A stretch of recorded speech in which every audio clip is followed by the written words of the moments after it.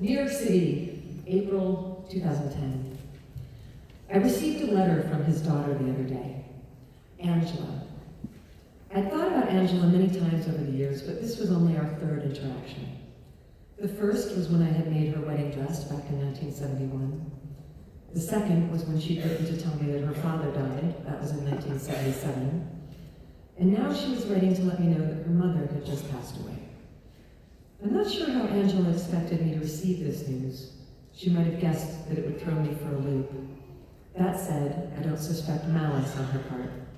Angela's not constructed that way. She's a good person. More importantly, an interesting one. I was awfully surprised, though, to hear that Angela's mother had lasted this long. I'd assumed the woman must have died ages ago. God knows everyone else has. But why should anyone's longevity surprise me when I myself have clung to existence like a barnacle to a boat bottom? I can't be the only ancient woman still tottering around New York City, absolutely refusing to abandon either her life or her real estate. It was the last line of Angela's letter, though, that impacted me the most. Vivian, Angela wrote, given that my mother has passed away, I wonder if you might now feel comfortable telling me what you were to my father. Well then, what was I to her father? Only he could have answered that question. And since he never chose to discuss me with his daughter, it's not my place to tell Angela what I was to him. I can, however, tell her what he was to me.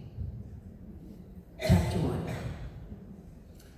In the summer of 1940, when I was 19 years old and an idiot, my parents sent me to live with my Aunt Peg, who owned a theater company in New York City.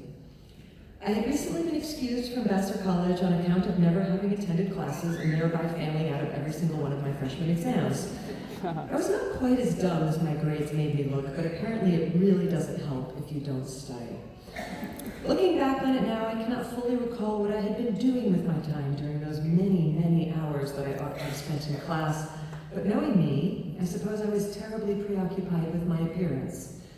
I do remember that I was trying to master a reverse roll that year, a hairstyling technique that, while infinitely important to me, and also quite challenging technically, was not very Vassar.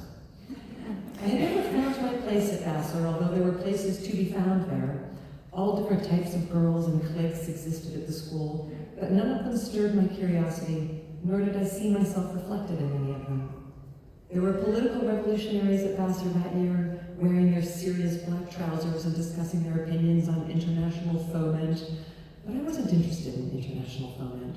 I'm still not, although I did take notice of the black trousers, which I found intriguingly chic, but only if the pockets didn't bulge. And there were girls at Vassar who were bold academic explorers, destined to become doctors and lawyers long before many women did that sort of thing. I should have been interested in them, but I wasn't. I couldn't tell any of them apart, for one thing. They all wore the same shapeless wool skirts that looked as though they'd been constructed out of old sweaters, and that just made my spirits low. It's not like Vassar was completely devoid of glamour. There were some sentimental, doe-eyed medievalists in my class who were quite pretty, and some high-bred socialite types with profiles like Italian greyhounds, but I didn't befriend them. Maybe it's because I sensed that everybody at this school was smarter than me. This was not entirely youthful paranoia. I uphold to this day that everybody there was smarter than me. To be honest, I didn't understand what I was doing at college, aside from fulfilling a destiny whose purpose nobody had ever bothered explaining to me. From earliest childhood, I had been informed that I would attend Vassar, but nobody had told me why. What was it all for? What was I meant to get out of this exactly? And why was I living in this cabbagey little dormitory room with an earnest future social reformer? I was so fed up with learning by that time anyhow. I'd already studied for years at the Emma Willard School for Girls in Troy, New York, with its brilliant all-female faculty of Seven Sisters graduates. And wasn't that enough? I'd been at boarding school since I was 12 years old, and maybe I felt like I'd done my time. How many more books does a person need to read in order to prove she can read a book? I already knew who Charlemagne was, so leave me alone is how I saw it. Also, not long into my doomed freshman year at Vassar, I had discovered a bar in Poughkeepsie that offered cheap beer and live jazz deep into the night. I'd figured out a way to sneak off campus to patronize this bar, my cunning escape plan involving an unlocked laboratory window and a hidden bicycle. Believe me, I was the bane of the house warden, thereby making it difficult for me to absorb Latin conjugations first thing in the morning because I was always hungover. There were other obstacles as well. I had all those cigarettes to smoke, for instance. In short, I was busy. Therefore, out of a class of 362 bright young Vassar women, I ended up ranked at 361. A fact that caused my father to remark in horror, "Dear God, what was the other girl doing?" Contracted polio, as it turned out, poor dear. So Vassar sent me home, fair enough, and kindly requested that I not return. My mother had no idea what to do with me. We didn't have the closest relationship, even under the best of circumstances. She was a keen horsewoman, and given that I was neither a horse nor fascinated by horses, we'd never had much to talk about. Now I'd embarrassed her so severely with my failure that she could scarcely stand the sight of me. In contrast to me, my mother had performed quite well at Vassar College, thank you very much, class of 1915, history and French. Her legacy, as well as her generous yearly donations, had secured my admission to that hallowed institution, and now look at me. Whenever she passed me in the hallways of our house, she would nod at me like a career diplomat, polite but chilly. My father didn't know what to do with me either, though he was busy running his hematite mine and didn't overly concern himself with the problems of his daughter. I had disappointed him, true, but he had bigger worries. He was an industrialist and an isolationist, and the escalating war in Europe was spooking him about the future of his business. So I suppose he was distracted with all that. As for my older brother Walter, he was off doing great things at Princeton and giving no thought to me other than to disapprove of my irresponsible behavior. Walter had never done an irresponsible thing in his life. He had been so respected by his peers back in boarding school that his nickname had been, and I am not making this up, the Ambassador. Although Walter and I were close in age, separated by a mere 2 years, we had not been playmates since we were quite little. My brother had put away his childish things when he was about 9 years old, and among those childish things was me. I wasn't part of his life, and I knew it. My own friends were moving forward with their lives, too. They were heading off to college, work, marriage, adulthood, all subjects that I had no interest in or understanding of. So there was nobody around to care about me or entertain me. I was bored and listless. My boredom felt like hunger pains. I spent the first 2 weeks of June hitting a tennis ball against the side of our garage while whistling Little Brown Jug again and again and again, until finally my parents got sick of me and shipped me off to live with my aunt in the city, and honestly, who could blame them? Sure, they might have worried that New York would turn me into a communist or a dope fiend, but anything had to be better than listening to your daughter bounce a tennis ball against a wall for the rest of eternity. So that's how I came to the city, Angela, and that's where it all began. They sent me to New York on the train, and what a terrific train it was, too. The Empire State Express, straight out of Utica, a gleaming chrome delinquent daughter delivery device. I said my polite farewells to Mother and Dad and handed my baggage over to a red cap, which made me feel important and adult. I sat in a diner car for the whole ride, sipping malted milk, eating pears and syrup, smoking cigarettes, and paging through fashion magazines. I knew I was being banished, but still, in style. Trains were so much better back then, Angela. I promise that I will try my best in these pages not to go on and on about how much better everything was back in my day.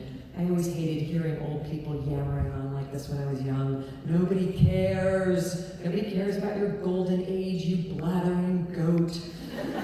And I do want to assure you I am well aware that many things were not better in the 1940s. Underarm deodorant and air conditioning were woefully inadequate, for instance, so everybody stank like crazy, especially in the summer, and also we had Hitler. But trains were unquestionably better back then. When was the last time you got to enjoy a malted milk and a cigarette on a train? I boarded that train wearing a chipper little blue rayon dress with a skylark print, yellow traceries around the neckline, a moderately slim skirt, and deep pockets set in at the hips. I remember this dress so vividly because, first of all, I never forget what anyone was wearing ever, and also, I had sewn the thing myself. A fine job I'd done with it, too. The swing of it, hitting it just mid-calf, was flirty and effective. I remember having stitched extra shoulder pads into that dress, too, in a desperate hope of resembling Joan Crawford, though I'm not sure the effect worked. With my modest cloche hat and my borrowed from Mother plain blue handbag, filled with cosmetics, cigarettes, and not much else. I looked less like a screen siren, and mostly like what I actually was, a 19-year-old virgin on her way to visit a relative. Accompanying this 19-year-old virgin to New York City were 2 large suitcases, one filled with my clothes, all folded neatly in tissue, and the other packed with fabric, trimmings, and sewing supplies, so that I could make more clothes. Also joining me was a sturdy crate containing my sewing machine, a heavy and unwieldy beast, awkward to transport. But it was my beautiful, demented soul twin, without which I could not live, and so along with me it came. That sewing machine, and everything that it subsequently brought to my life, was all thanks to Grandmother Morris, so let's pause and talk about her for just a moment. You may read the word grandmother, Angela, and perhaps your mind summons up some image of a sweet little old lady with white hair. Well, that was not my grandmother. My grandmother was a tall, passionate, aging coquette with dyed mahogany hair who moved through life in a plume of perfume and gossip, and who dressed like a circus show. She had pierced ears, which most respectable ladies did not have back then, and she owned several plush jewelry boxes filled with a fascinating tumble of cheap and expensive chains and earrings and bracelets. She had a motoring costume for her afternoon drives in the country with her chauffeur, and her hats were so big they required their own seat at the theater. She enjoyed kittens and mail-order cosmetics. She thrilled over tabloid accounts of sensational murders. She was known to write romantic verse. But more than anything, my grandmother loved drama. She went to see every play and every performance that came through town, and she also adored the moving pictures. Grandmother Morris and I both gravitated towards stories where innocent girls in airy gowns were abducted by dangerous men with sinister hats, and then rescued by other men with proud chins. Obviously, I adored her. And it was my grandmother Morris who taught me how to sew. My grandmother was a master seamstress, and she wanted me to be a master of sewing as well. So when we weren't eating taffy together at the picture shows, or reading magazine articles aloud to each other about the white slave trade, we were sewing, and that was very serious business. Grandmother Morris wasn't afraid to demand excellence from me. She would sew 10 stitches on a garment, and then make me sew the next 10, and if mine were not as perfect as hers, she'd rip mine out and make me do it over again. She steered me through the handling of such impossible materials as netting and lace, until I wasn't intimidated by any fabric anymore, no matter how temperamental. And structure and padding and tailoring, what this woman knew. Stern as she could be at the sewing machine, I did not chafe under her rule. Her criticisms stung but did not ache. I was fascinated enough by fashion and clothing to want to learn, and I knew she only wished to foster my aptitude.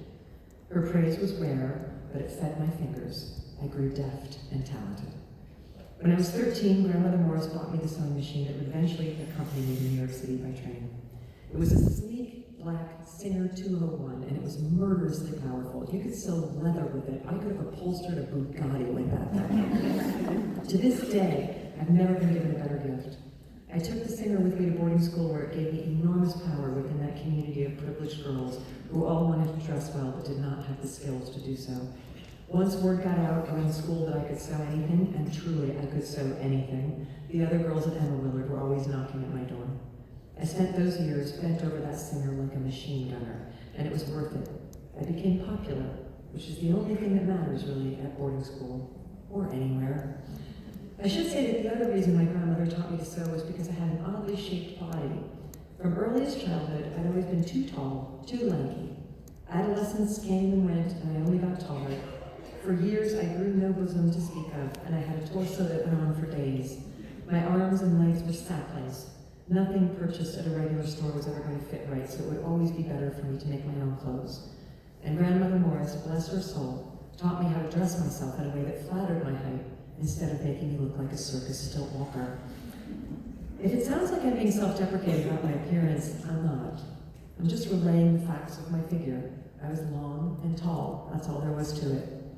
And if it sounds like I'm about to tell you the story of an ugly duckling who goes to the city and finds out she's pretty after all, don't worry, this is not that story. I was always pretty, Angela. What's more, I always knew it. My prettiness, to be sure, is why a handsome man in the diner car of the Empire State Express was staring at me as I sipped my malted milk and ate my pears and syrup.